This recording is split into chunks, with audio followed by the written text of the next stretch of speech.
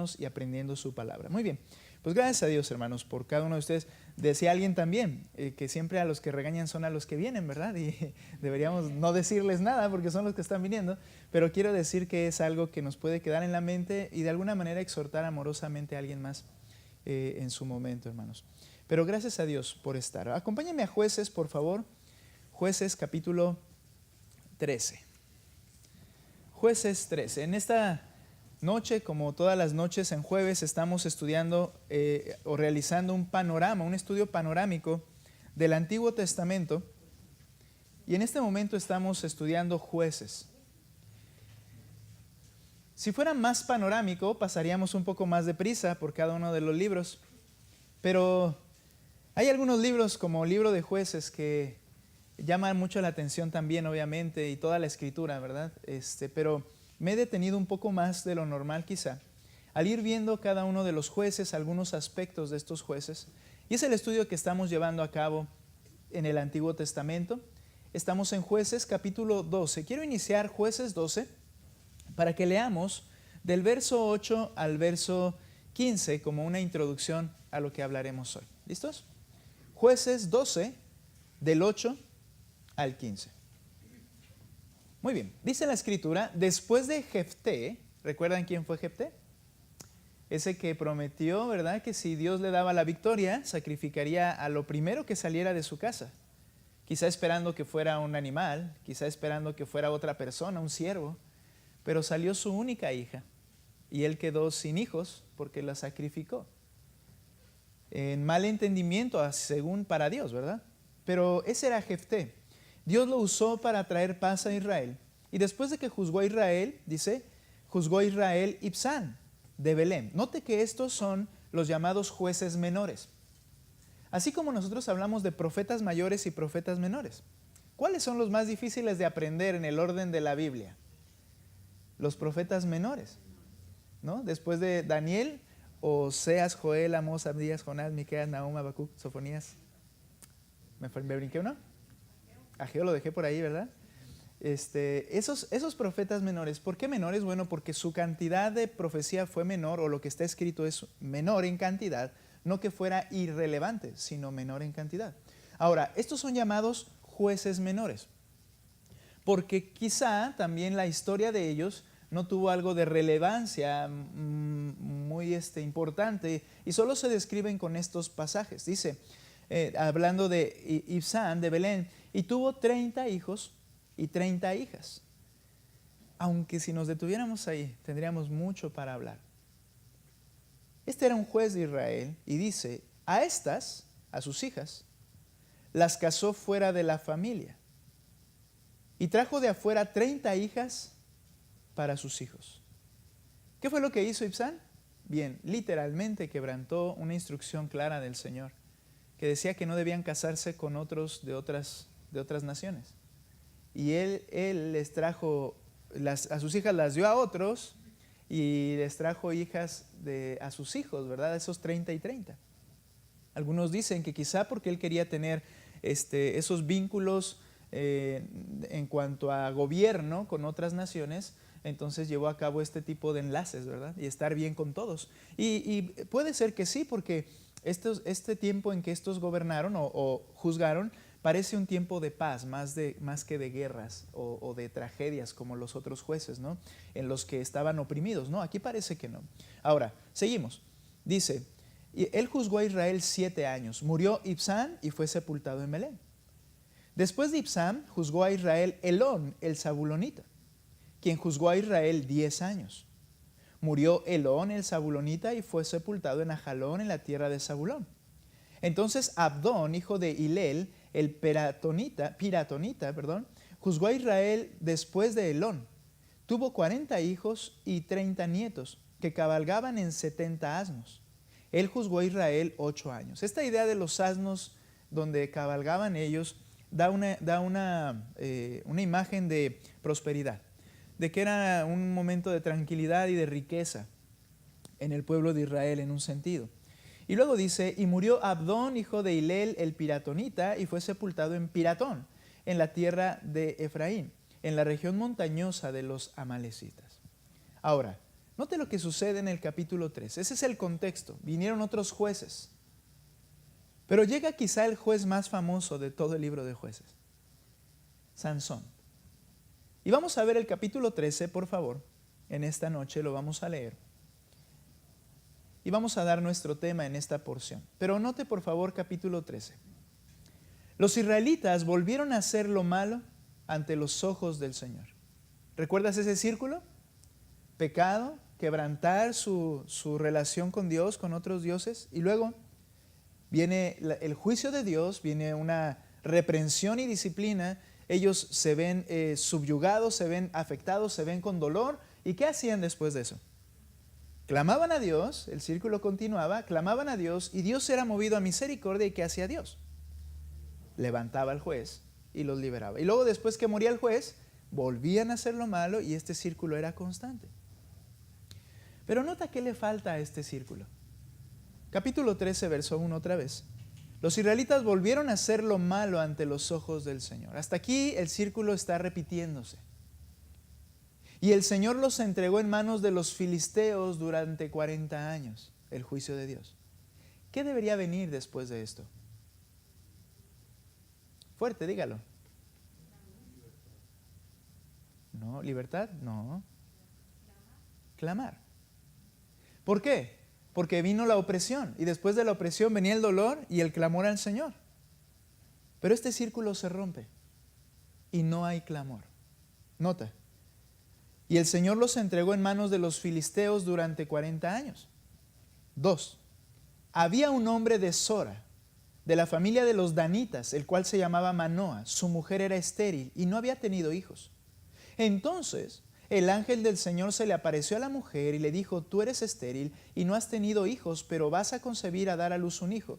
Ahora pues cuídate de no beber vino ni licor, lo leeré nuevamente en un momento, de no comer ninguna cosa inmunda, porque vas a concebir y a dar a luz un hijo. Él no pasará navaja sobre su cabeza, porque el niño será nazareo para Dios desde el seno materno, y él comenzará a salvar a Israel de mano de los filisteos. Pero ¿qué hubo que no sucedió acá? No hubo petición por ayuda. Pero esa es la parte que falta, pero luego Dios va a levantar nuevamente lo que sí ha sido parte de esta historia, un juez.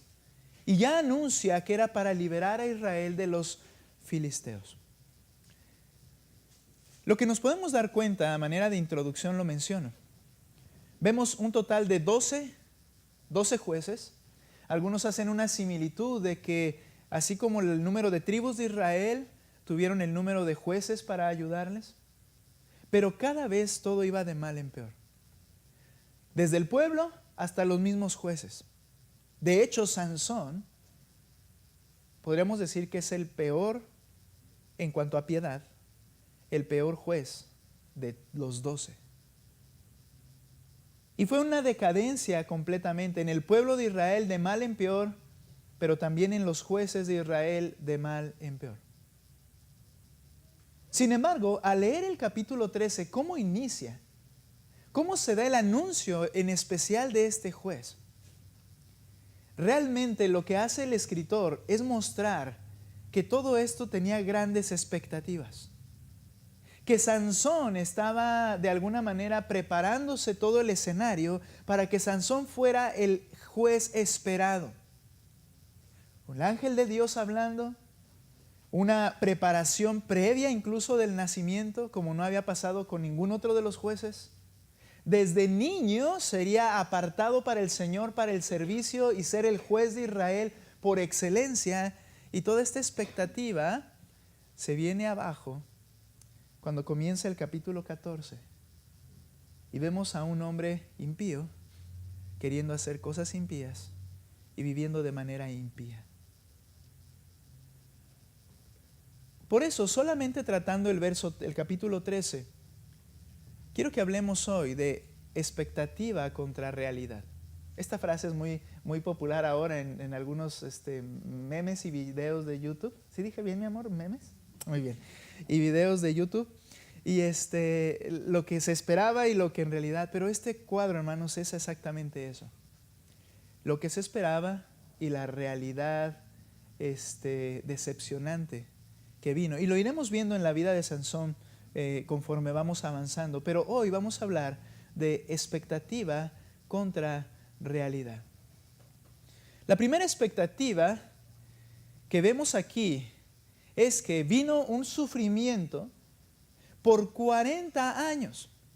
Muchísimo más tiempo del que nunca había pasado en el pueblo de Israel de opresión por otros pueblos contra Israel. Podríamos decirlo de esta manera: un castigo mucho más severo de parte del Señor, del que no habían experimentado durante todo el tiempo, esos quizá 350 años de estar gobernados por medio de jueces, algunos consideran ese tiempo. Y uno esperaba, la expectativa era un arrepentimiento mayor y una búsqueda de la ayuda de Dios. Pero la realidad es que no buscaron a Dios. Este círculo quedó incompleto porque no clamaron a Dios. Y esto debe enseñarnos algo, hermanos, que conforme el pecado está en nuestras vidas y nos acostumbramos a pecar, la realidad, hermanos, es que el pecado en nuestras vidas irá de mal en peor, avanzando. Tenemos que reconocer algo también, que no siempre, hermanos, las dificultades más severas llegan a producir el arrepentimiento más genuino. Dios en su soberanía sabe en qué momento tocar las fibras más sensibles, las únicas que nos pueden hacer humillarnos delante de Él.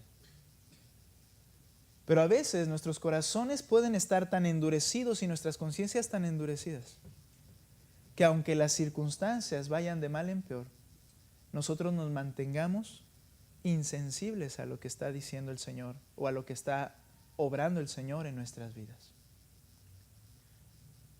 No buscaron a Dios. Ese círculo quedó incompleto porque no claman a Dios. Pero en este punto resalta algo hermoso. Lo más hermoso que podemos ver en todo el libro de Jueces. Dios muestra su misericordia. Fue un acto del Señor para querer ayudar a este pueblo sin que ellos siquiera clamaran por ello. Y por supuesto, sin que ellos lo merecieran. Pero Dios quiso hacerlo en un acto misericordioso. Nota por favor lo que dice Lamentaciones capítulo 3, versículo 22. La expectativa era buscar al Señor, pero la realidad es que no buscaron a Dios. Lamentaciones 3:22. Voy a pedirles que ustedes, por favor, lean este verso, escrito muchos años después, pero es el mismo pueblo y la misma condición. Lamentaciones 3:22. ¿Listos? Ok, háganlo fuerte para que se escuche clarito. ¿Qué dice, hermanos?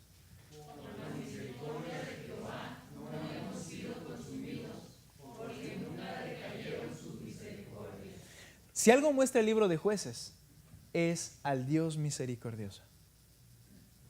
¿Por qué no fueron consumidos? Hermanos, sigue leyendo Jueces, después capítulo, para no errar aquí, después del capítulo 17, al final de Jueces, y vemos un pueblo muy similar a Sodoma y Gomorra. Vemos a un pueblo en el cual llevaron a tal grado su pecaminosidad que querían abusar de un hombre sexual y físicamente. Llegaron a tal grado que hubo un sacrificio humano literalmente y partieron a una mujer y la repartieron por toda la nación. Y cuando vemos estas cosas solamente podemos recordar Génesis, cuando Sodoma y Gomorra fue destruida porque de esa manera vivía ese pueblo. Pero es una calca de lo que está viviendo Israel en estos años. Pero como dijo Jeremías en el libro de Lamentaciones, por su misericordia no hemos sido consumidos. ¿Saben? El Señor es fiel a su pacto. El Señor dijo a Abraham y dijo a los descendientes de Abraham que Él guardaría su nación y que de su nación Él bendeciría a todas las familias de la tierra. Y esta bendición implicaba que iba a nacer el Mesías, Jesucristo, para bendición de todo el mundo en la salvación de las almas. Eso era lo que anunciaba el Señor. Bien, por su fidelidad al pacto y su misericordia a un pueblo que no merece ser amado, no fueron destruidos. Jueces, hermanos, es la misericordia de Dios y la fidelidad de Dios actuando permanentemente durante cada uno de esos días y cada uno de esos años. Porque recuerde una característica del pueblo de Israel: cada quien hacía lo que a sus ojos bien le parecía. Es decir, lo que hacían para ellos estaba bien. Pero Dios no dejó de ser fiel y misericordioso con ese pueblo. No buscaron a Dios. ¿Te has llegado a sentir tan frío, que aunque sabes que estás en una condición equivocada y se podría decir en la escala de tu vida, en el rango más bajo, aún así no caes de rodillas y buscas al Señor? Decía Spurgeon, un predicador famoso de finales de 1800, decía Spurgeon que cuando estás tan frío que no sientes nada de amor, en mis palabras, por el Señor, ningún deseo por el Señor, él aconsejaba: cae de rodillas y no te levantes de ahí hasta que puedas encontrarte nuevamente con tu Señor.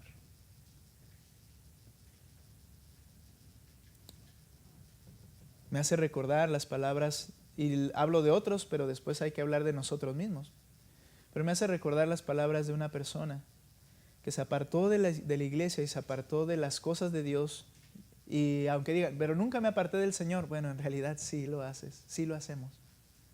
Cuando yo me estoy apartando de lo que Él manda, yo me estoy apartando de Él en el sentido de mi comunión y de mi relación y amor con Él. Y aunque vinieron situaciones tan drásticas, y reconoció esta persona y decía: es que yo sé que es porque me he alejado del Señor. Sigue alejada del Señor. Y las tragedias pueden ir y venir, de verdad, por la misericordia de Dios, que Él toque nuestro corazón para que sea sensible, porque si no, podríamos ser tan duros hasta la tumba. Ha habido cristianos que se han alejado de la iglesia por años, y por la misericordia de Dios, uno de ellos lo podemos abrazar y besar, si usted quiere y se anima, hermano nuestro en la iglesia también, y decir él: por 12 años yo estuve alejado del Señor, pero ahora por la misericordia de Dios está y quiere seguirle. De verdad, hermanos, Dios es fiel. Dios es fiel. Y ahí tenemos que tener mucho cuidado nosotros, porque a veces podemos juzgar muy rápidamente y decir: no, pues no están, yo creo que no son, pero Dios es fiel. Y dice la Escritura que no se le va a perder absolutamente nadie. Perdón, hermanos, por querer bajar el volumen, creo que le acabo de marcar a una hermana. Ahí si le entra la llamada, por favor no conteste. No se marcó, ¿verdad? Un segundito. No queremos interrupciones. Ok. No buscaron a Dios. ¿Te has sentido tan frío, hermanos? Han venido a nuestras vidas situaciones que nos han llevado a la frialdad de nuestro corazón. Créeme, hay un pecado que tenemos que confesar. Y hay que pedir al Señor: ayúdame a identificarlo y ayúdame a confesarlo. Busca al Señor. Otra expectativa, hermanos. Nota por favor, capítulo 13. Ve conmigo nuevamente allí. Y voy a volver a leer del versículo 2 hacia el versículo 5. Mira. Había un hombre de Sora, de la familia de los danitas, el cual se llamaba Manoa. Este es el padre de Sansón. Su mujer era estéril y no había tenido hijos. Entonces, el ángel del Señor se le apareció a la mujer y le dijo: tú eres estéril y no has tenido hijos, pero vas a concebir y a dar a luz un hijo. Ahora pues, cuídate, le dice a la mujer, a la mamá, cuídate de no beber vino ni licor y de no comer ninguna cosa inmunda, porque vas a concebir y a dar a luz un hijo. Él no pasará navaja sobre su cabeza, porque el niño será nazareo para Dios desde el seno materno, y él comenzará a salvar a Israel de mano de los filisteos. La mujer fue y se lo dijo a su marido: un hombre de Dios vino a mí, y su aspecto era como el aspecto del ángel de Dios, muy imponente. Yo no le pregunté de dónde venía, ni él me hizo saber su nombre, pero él me dijo, vas a concebir y a dar a luz un hijo. Desde ahora no beberás vino ni licor, ni comerás cosa inmunda, porque el niño será nazareo para Dios desde el seno materno hasta el día de su muerte. Hermanos, ¿a quién se asemeja este cuadro? Ahora nosotros en nuestro ahora podemos hacer una relación muy clara. ¿A qué anunciación, ¿verdad? Se parece esta escena, hermanos? A la del Señor Jesucristo. Ahora, hay más acá, incluso, por decirlo de una forma, que en el anuncio de Cristo. Porque en el anuncio de Cristo era un ángel. En este anuncio es el ángel de Jehová. Y cuando ves ese término, te vas a dar cuenta que se refiere a Dios mismo de una manera visible presentándose. Esto es a lo que llamamos a Jesucristo o al Hijo de Dios preencarnado. Apareciendo y haciendo algo que era un misterio, no lo podíamos entender si lo leíamos tan solo así, solo que era Dios, eso sí se entendía. Él es el que viene a dar el anuncio acerca de Sansón. Le dice que va a haber un milagro, que ella es estéril, pero que va a dar a luz un hijo. Le dice también que debía cuidarse de no beber licor ni comer nada de lo que él prohibía a los nazareos, porque vas a concebir y a dar a luz un hijo. Y dice, y no pasará navaja porque el niño será sobre su cabeza, porque el niño será nazareo para Dios desde el seno materno. Nota, él era ya nazareo, y ahorita vamos a explicar con un pasaje lo que se refiere, pero él ya era apartado, ya estaba, por decirlo así, consagrado a Dios desde el seno materno. Aquí hay una nota que fue muy interesante al leer esta porción. Dios tiene un concepto del embarazo muy distinto al concepto que se maneja ahora en nuestra sociedad. El embarazo, le llaman de hecho así, el embarazo, le llaman un producto y que ese producto puede ser desechado sin problema. Pero Dios le llama persona. Dice que desde que se concibió en el vientre, ya esa persona era nazarea para Dios. No era algo que se puede desechar. El aborto, hermanos, es un asesinato. El aborto premeditado es un asesinato. Ahora, dice, desde el vientre, él ya es nazareo para Dios. Desde antes de nacer, ya está apartado. Ahora, ¿cuál era la expectativa? La expectativa era un hombre piadoso, un hombre distinto, el libertador de Israel. Esa era la expectativa. Nota por favor Números capítulo 6, versículo 3. Ahí no se nos explica acerca de los nazareos. No nazareno, como se le decía a Jesús. A él le decían nazareno porque él venía ¿de dónde? De Nazaret. No nació allí, nació en Belén, pero venía de Nazaret y a los que estaban allí ¿cómo se le llama? Gentilicio, era nazareno, perdón. Pero el nazareo es una consagración, el nazareato.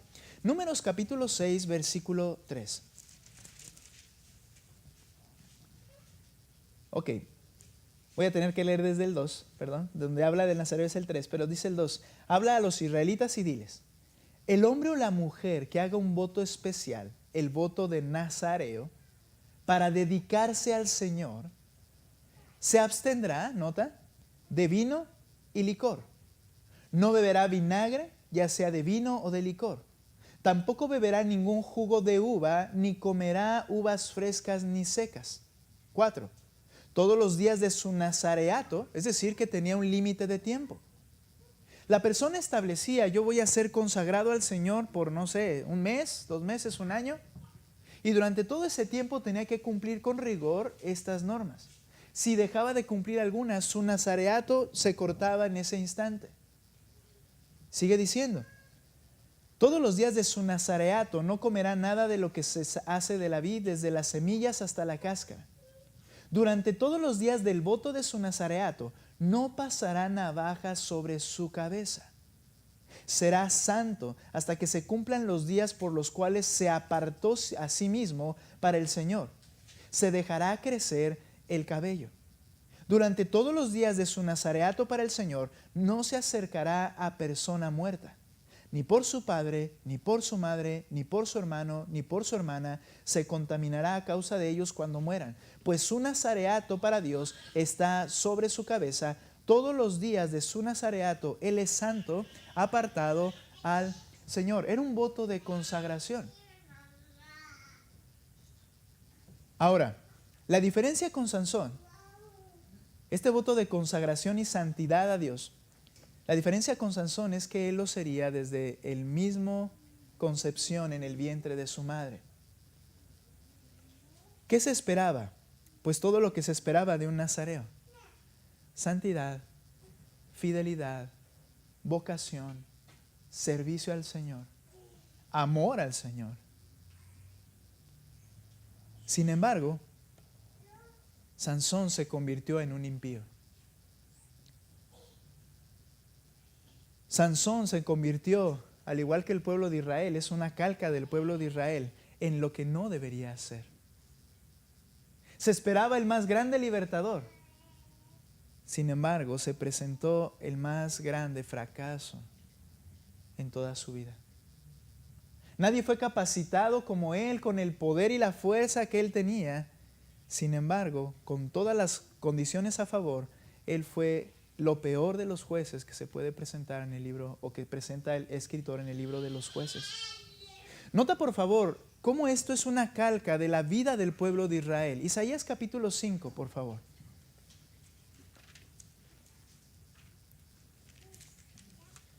Isaías capítulo 5. Creo que de alguna manera el escritor y Dios, el inspirador obviamente de la palabra de Dios, quiere mostrar a Israel cómo, teniéndolo todo, se convirtieron en lo que se convirtieron. Isaías capítulo 5, versículo 7. Él pone un ejemplo de una viña y él dice que la ha cuidado esa viña y que esa viña es el pueblo de Israel.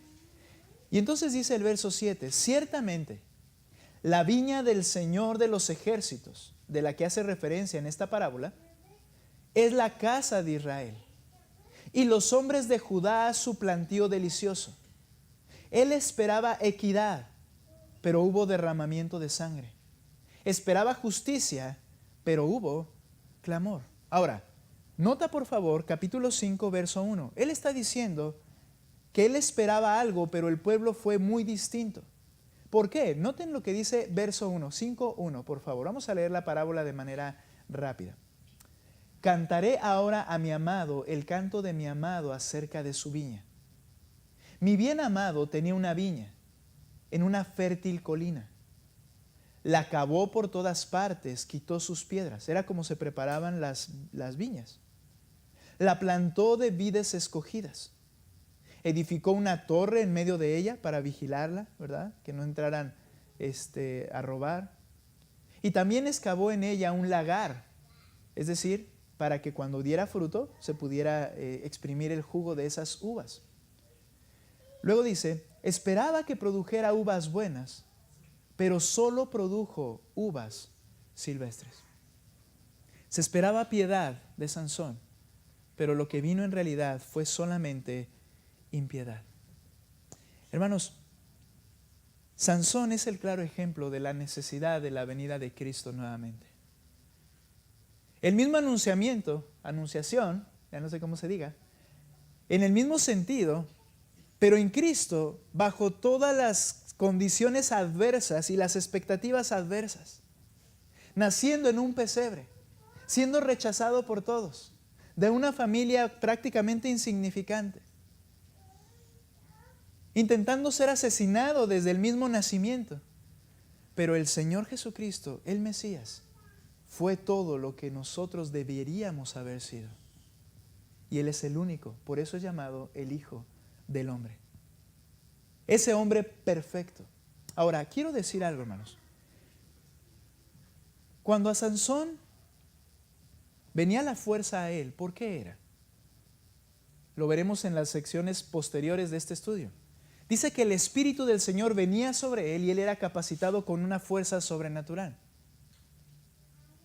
Y como escuchaba en un audio que me compartía Aarón, no quiere decir que Sansón, como luego lo ponen en las figuras para niños, Sansón era un hombre con unos músculos enormes. No nos presenta eso en alguna parte del texto. Sino que cuando venía el Espíritu de Dios, él hacía cosas sobrenaturales con el cuerpo que él tenía.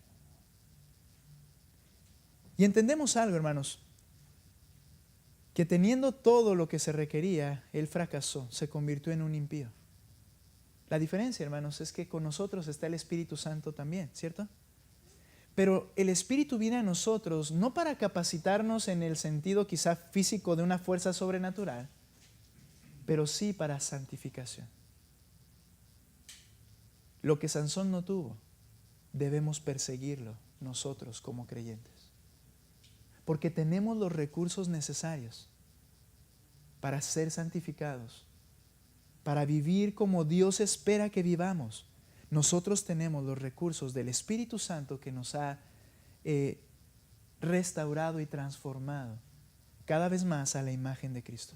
Por eso dice la Escritura, no reine pues el pecado en tu cuerpo mortal. No lo permitas. Yo antes era esclavo del pecado, Sansón era esclavo de su pecado y el Espíritu al venir ahí a él no le quitaba de esa esclavitud, solo le capacitaba con fuerza. Pero a nosotros al venir el Espíritu Santo nos quitó del yugo del pecado para vivir de una manera diferente. Entonces cuando veas a Sansón, recuerda la expectativa y la realidad. El Señor busca piadosos y estamos quizá presentándonos impíos.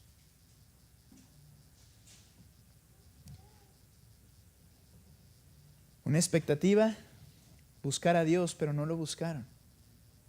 Ser un hombre piadoso, pero se convirtió en un impío. Número 3, por favor, ve conmigo, regresa conmigo a Jueces, capítulo 13. Teniendo tal anunciación, hermanos, ¿qué harías tú como padre? Tú y yo como padres, ¿qué haríamos? Mi hijo va a ser el libertador. María lo supo. José lo supo. Mi hijo va a ser un gran hombre, va a ser el principal, ¿verdad? El que va a sacarnos de toda esta situación. ¿Qué haríamos como padres? Nota lo que dice, por favor, capítulo 13, versículo 6. La mujer fue y se lo dijo a su marido. Le dijo, un hombre de Dios vino a mí y su aspecto era como aspecto del ángel de Dios, muy imponente. Yo no le pregunté de dónde venía, ni él me hizo saber su nombre. Pero él me dijo, vas a concebir y dar a luz un hijo. Desde ahora no beberás vino ni licor, ni comerás cosa inmunda, porque el niño será nazareo. Le está platicando a su esposo, nazareo para Dios desde el seno materno. Y esta frase, hermanos, muchos la han interpretado de una manera que es muy trágica. Desde el seno materno hasta el día de su muerte. Lo cual implicaba muy probablemente que aunque no fue la intención de esta mujer decirlo así, el único momento en el que se comportó como nazareo fue el día de su muerte. Todo el resto no. Pero bueno, es una observación que es interesante. Ahora, verso 8. Entonces Manoa, nota, era un temeroso de Dios, imploró al Señor y le dijo, te ruego, Señor, que el hombre de Dios que tú enviaste venga otra vez a nosotros para que nos enseñe lo que hemos de hacer con el niño que ha de nacer. Muy bien, va a ser este niño un libertador. ¿Qué hago? Esto se ve como un hombre que está listo para hacer y cuidar, para que todo salga bien. Dios escuchó la voz de Manoa. Era un hombre piadoso. Y el ángel de Dios vino otra vez a la mujer cuando estaba sentada en el campo, pero Manoa, su marido, no estaba con ella. La mujer corrió rápidamente y avisó a su marido y le dijo, ven, se me ha aparecido el hombre que vino el otro día. Manoa se levantó y siguió a su mujer y cuando llegó el hombre le dijo, ¿eres el hombre que habló a la mujer? Ellos no entendían quién era en realidad. Yo soy, respondió él.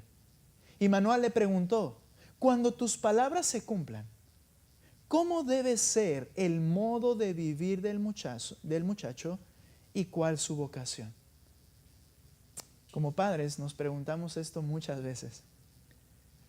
¿Cómo debo yo hacer para que, cuál es tu plan para la vida de mi hijo? y cómo yo estar preparado, preparada para conducir a mi hijo en ese camino. Y esperaríamos aquí muy bien, mira, ten cuidado de esto, instrúyelo en esto, en aquello. Sin embargo, mira lo que dice el versículo 13. Y el ángel del Señor contestó a Manoa, que la mujer atienda a lo que le dije. No comerá nada que venga de la vid, no beberá vino ni licor, ni comerá nada inmundo. Ella debe guardar todo lo que le he ordenado. Punto y se acabó. ¿Por qué no le dijo más? Es interesante que cuando Sansón crece, y lo veremos en las siguientes sesiones, Sansón es un rebelde con su padre.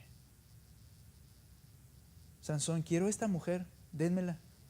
No, pero mi hijo, mira, hay otras mujeres en tu familia y no, yo quiero esa mujer. Bueno, pues vamos por esa mujer. Me hace recordar a Elí y me hace recordar la debilidad nuestra muchas veces como padres.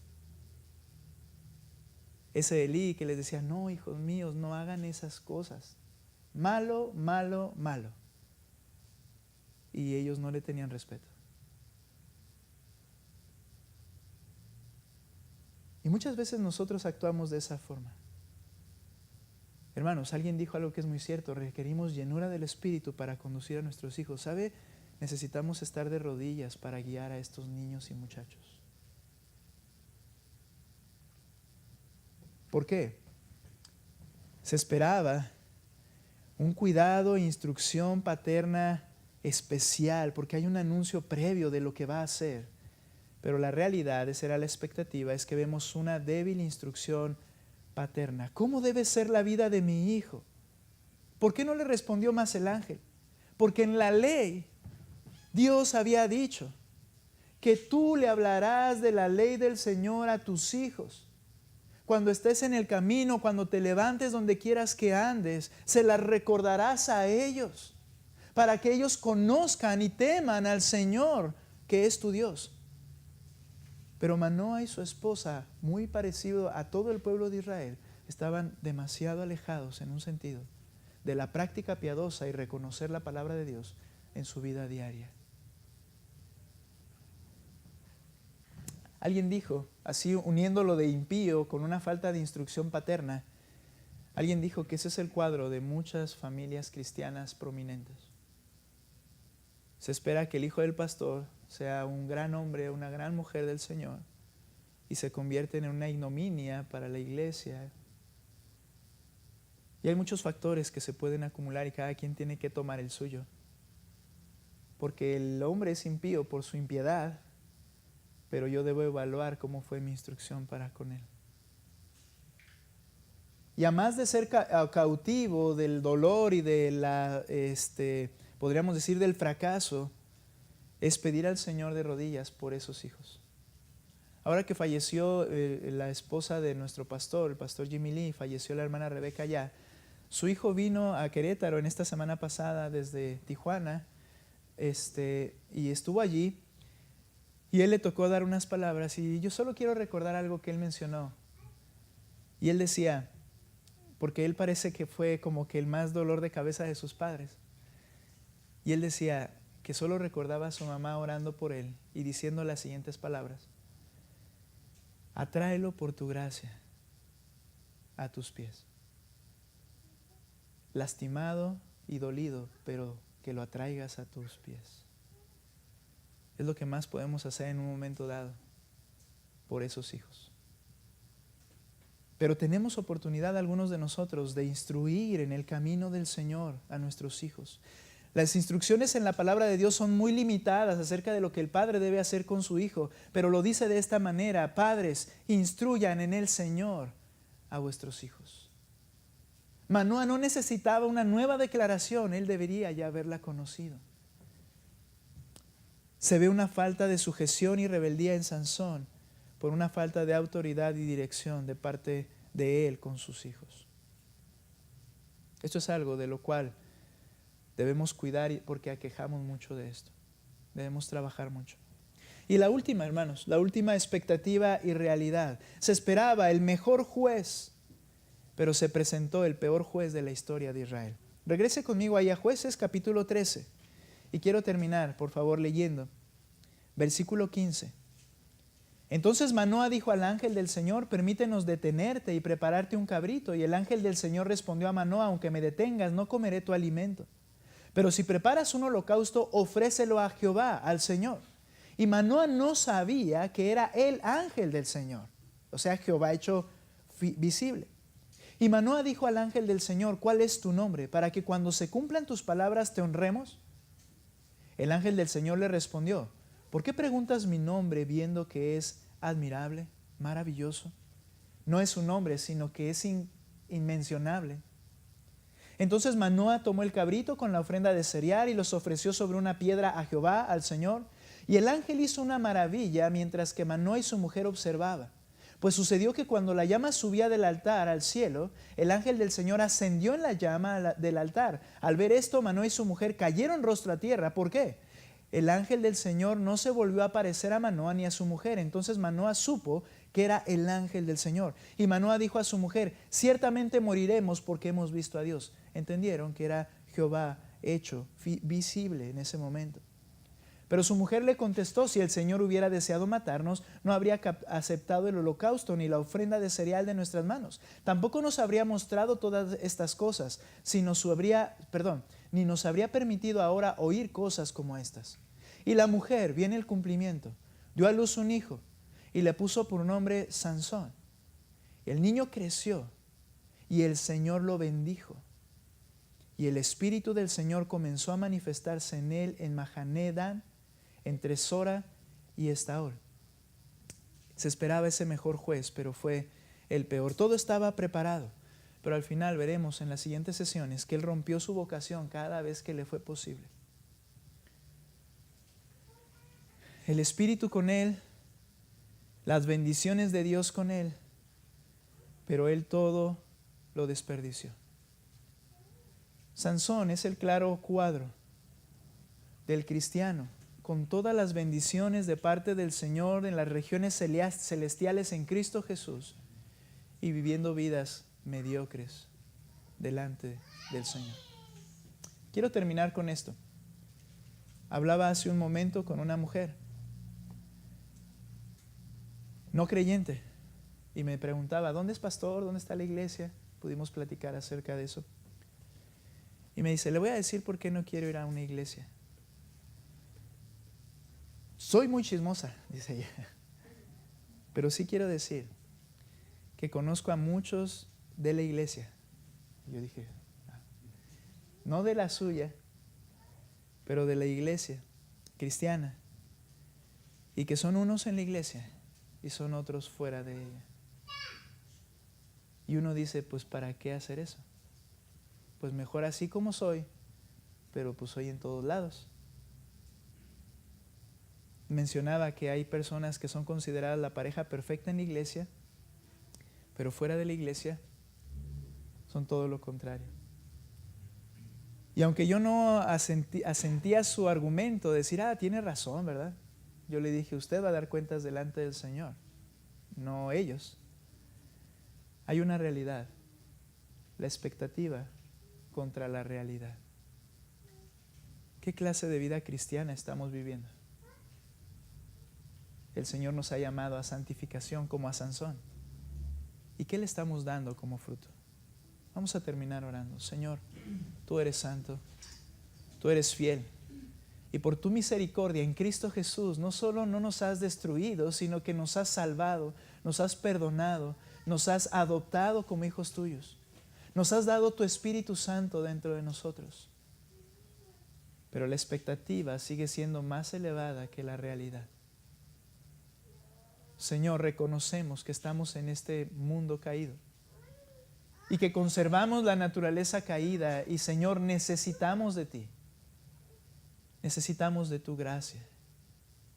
Necesitamos, Señor, que nos hagas pasar por las pruebas que sean necesarias hasta que seamos transformados de eso que tú quieres cambiarnos mientras estamos en esta vida, Señor. Eso no es deseable, pero es necesario. Cámbiame, Señor. Transfórmame. porque necesito de tu gracia para que reflejemos a Cristo. Yo te agradezco por tu amor, Señor, complaciente en Cristo y que nos has adoptado y aceptado. Sigue obrando en nosotros, te lo rogamos en Cristo Jesús. Amén.